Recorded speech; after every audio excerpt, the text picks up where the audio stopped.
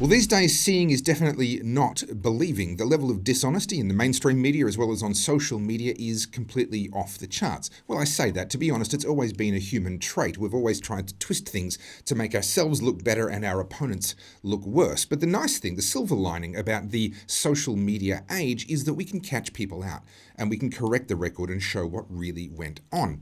A great example of this happened just last week with none other than Senator Malcolm Roberts and his words on the floor of Parliament being twisted beyond recognition. I've brought him on to have a chat about this because I think this is an issue that we need to make sure we have our heads wrapped firmly around and the level of dishonesty that some people are willing to go to. Senator Roberts, thank you so much for joining us on the Aussie Wire. You're very welcome, Topher. Anything I can do to support the Aussie Wire is wonderful. Oh, thank you. Look, I appreciate it. I want to start by actually just playing the edited version. Now, this is actually, I've sourced this from your own One Nation Twitter page. This is the edited version that was then used to argue that you were saying something rather inappropriate. Let's just have a watch. And we live in an age when a boy can't look at a doll without risking a diagnosis of gender dysphoria, and with it a lifetime of prescription drugs. A tomboy hasn't a chance in today's education system. There's something inherently inconsistent with the fundamental construct of gender dysphoria, based on there being only two genders and saying you, young child, were born the wrong one. Matthew 18:5-6 offers this warning. If anyone causes one of these little ones to stumble, it would be better for them to have a large millstone hung around their neck and to be drowned in the sea. Now, what's been said about that, because that's where the video gets cut off, what's been said about that is that you're calling for the death penalty for anyone that's supporting children transitioning, etc. Tell us about some of the media around this and some of the claims being made. Well, I don't know too much about the claims other than what you've just said. Well, we don't pay much attention to them, Topher, but what you've said is correct. That some people have said this is an incitement to violence and I want to murder transgender people, which is a complete lie. They failed to mention that immediately after that quote from the Bible, I said this in my speech. I'm going to read it from my speech. Sure. We have rightly replaced the age of millstones with the age of courts. Quoting this passage is not an incitement to violence. The reverse. And that's what I said. Quoting this passage is not an incitement to violence. I then went on to say, sorry? I'll be playing the rest of your speech a little bit later in this segment, but what I wanted to touch on with you for before we get to the clarification, I guess, the correcting of the record, this is not the first time people have taken what you've said and tried to completely twist it and completely misrepresent everything about you. There are people indeed who hate your guts, having never actually listened to an honest representation of a single thing that you've ever said. I'll put my hand up and say I was a little bit skeptical and a little bit wary of you until you and I spent 3 days locked in a small plane travelling around the interior of Australia, the Murray-Darling Basin, where you consistently prove yourself to be one of the most hardworking and honest politicians I've ever had the pleasure of meeting. How can the average layperson protect themselves from this sort of misinformation? What should be the warning signs as we go through life? How do we try and combat this at an individual level? Well, I think the first and most important thing to do is to go to the original source. Go and have a look at the speech I actually delivered. That's one way. And the other thing is, be wary of everything that's said these days. Everything is, particularly the mouthpiece media, the big brother media, and just check it out and engage in conversation with people. Be as open as you possibly can to as many wide and diverse views as possible, and make up your mind. Now, you get only a certain number of opportunities to speak on the floor of Parliament. You've chosen to use one of those opportunities to speak about this issue of gender dysphoria and the transitioning of children, etc. Why is this in particular an issue out of all of the many issues that are going on in the world? Why is this one that you believe you need to use that time to speak up on? Well, there are many issues that I'm pursuing, Topher, as you know, but this one's extremely important because of several reasons. First of all, it smashes the family. It's setting up, and you know this from being in Victoria, that Dan Andrews has set up criminal penalties, jail terms for parents who do not immediately confirm their child's desire to be the other gender, the other sex.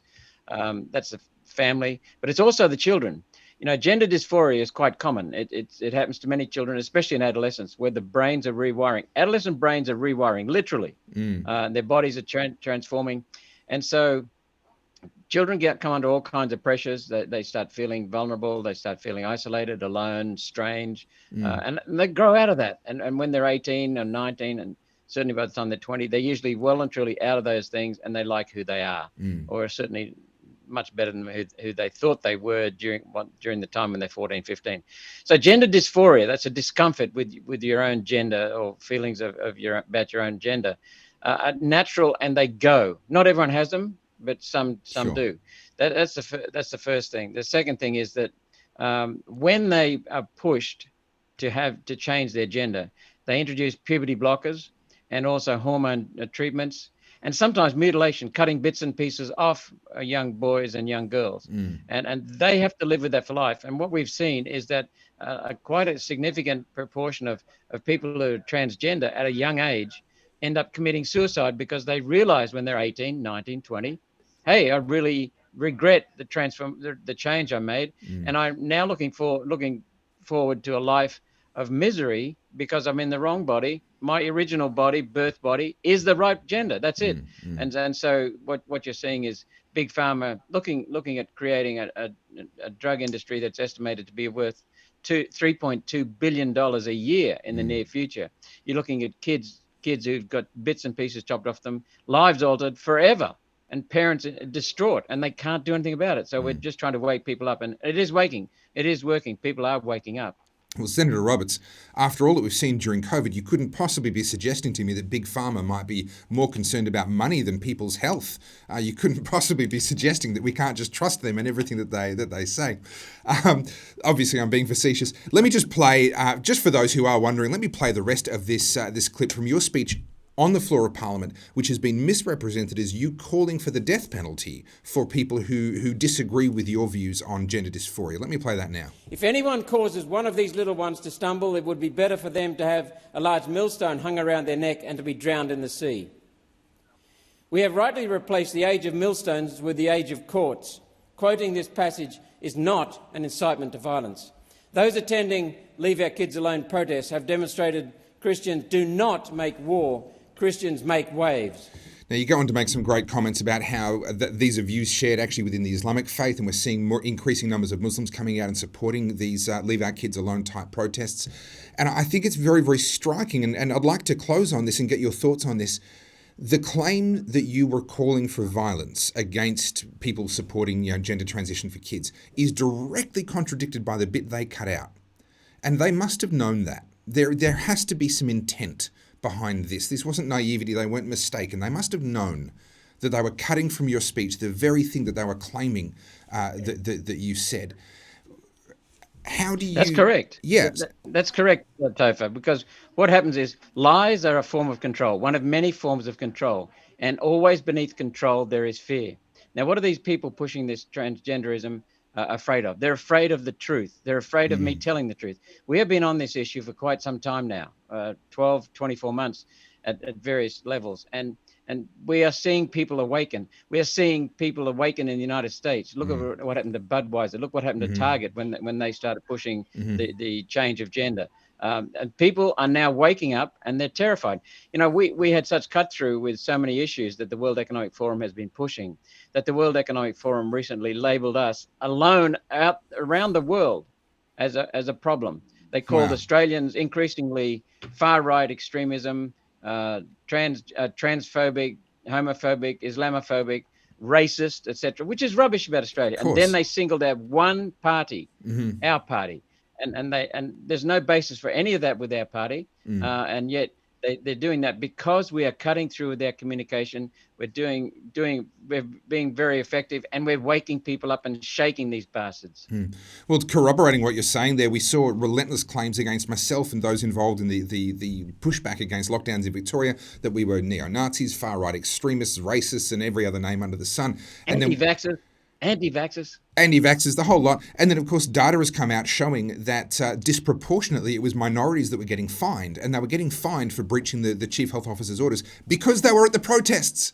Because the very minorities that I'm supposed to be racist against were actually the people standing shoulder to shoulder with me all the way through those couple of years of madness. So just corroborating your point there, we are definitely winning. We're definitely getting traction, and so much of what is being said about you, Senator Roberts, and of course about Pauline Hanson as well over decades now. So much of what's been said about her, and certainly many of the things that have been said about me, are now demonstrably false. And Senator, as unpleasant as I'm sure it is for you to be in that position, I do thank you for illustrating so clearly, not that you intended this, but for providing us with such a clear illustration of just how dishonest some people are willing to be. Thank you so much for coming on the Aussie Wire.